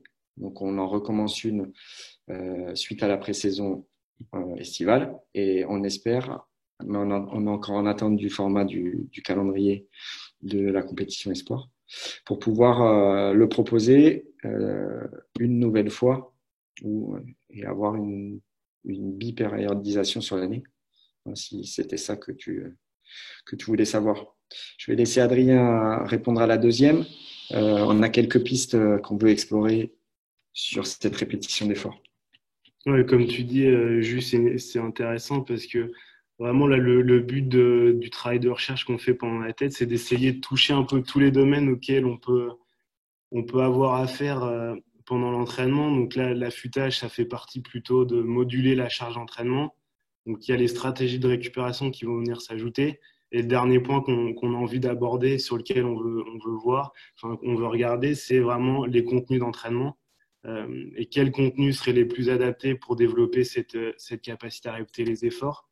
Plus on y passe de temps, plus on se rend compte que notre méthode d'entraînement, même nous ici avec les espoirs, a changé. Et on est très friand du contrôle jusqu'au chaos. Donc pour faire simple, en début de saison, on va commencer par des entraînements en ligne avec la course qui est dissociée vraiment du contact. Et plus ça va aller, plus on va avancer dans la saison, plus le chaos va apparaître jusqu'à arriver à des jeux réduits avec contact, à des situations où vraiment l'aléatoire a toute sa place. C'est tout bon, Julien, pour toi? On va dire que oui.